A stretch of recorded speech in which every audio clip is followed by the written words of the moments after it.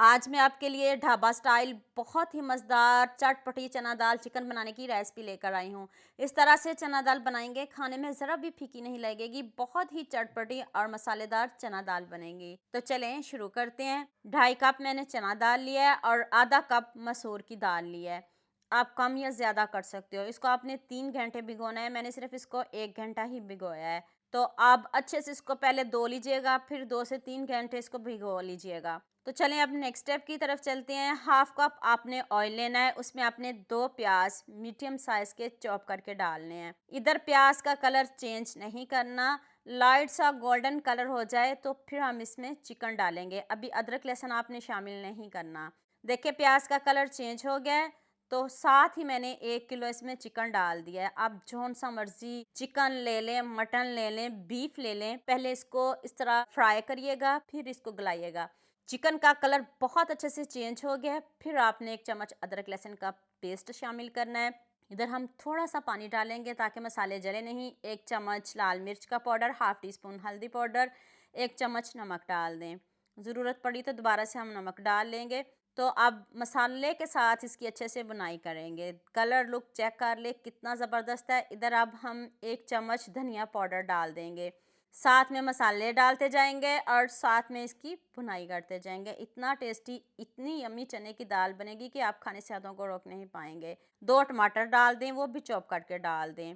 क्योंकि चिकन की बहुत अच्छे से अब भुनाई भी हो गई है, इसका कलर भी चेंज हो गया है। तो अब आप इसमें टमाटर डाल सकते हो। अब आपने इसमें दाल शामिल कर देनी है। इसको मैंने सिर्फ 1 घंटा भिगोया है। तो साथ में 1 लीटर पानी शामिल कर दें।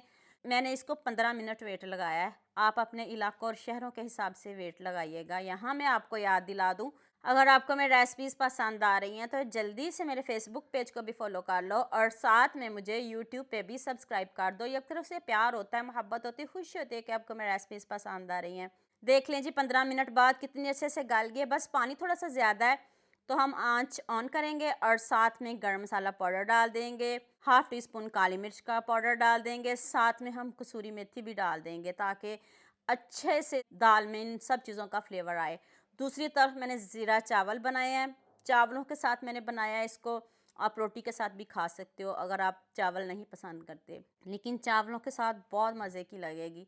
आप पानी कम या ज़्यादा कर सकते हो। मैंने थोड़ा पानी इसलिए रखा है कि चावल है साथ, बाद में ये गाढ़ी हो जाती है। ऊपर से खूब सारा सब्ज़ धनिया डाल दें। अब ये एक और मज़ेदार सा तड़का बाकी है। थोड़ा सा दोबारा से ऑयल लें। सिर्फ इधर लहसुन ऐड करना है, इधर अदरक नहीं शामिल करना। लहसुन का कलर गोल्डन हो जाए फिर मैंने इसमें पेपरिका पाउडर ऐड किया है। अगर आपके पास नहीं है तो रेगुलर लाल मिर्च डाल लें, गोल मिर्च हैं तो वो डाल लें।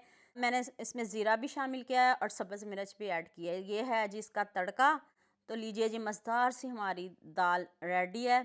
तो आप मुझे जल्दी से ये भी बता दें, आप मुझे किन किन मुल्कों और किन किन शहरों से देख रहे हैं। मुझे बहुत खुशी होती है जब आपके फेसबुक और यूट्यूब पर खूबसूरत से कमेंट पढ़ती हूँ। आप सबका खूबसूरत कमेंट करने का बहुत बहुत शुक्रिया। और आप सबके लिए भी दिल से दुआ है मेरी, आप हमेशा खुश रहें और हमेशा मेरे साथ ऐसे जुड़े रहें।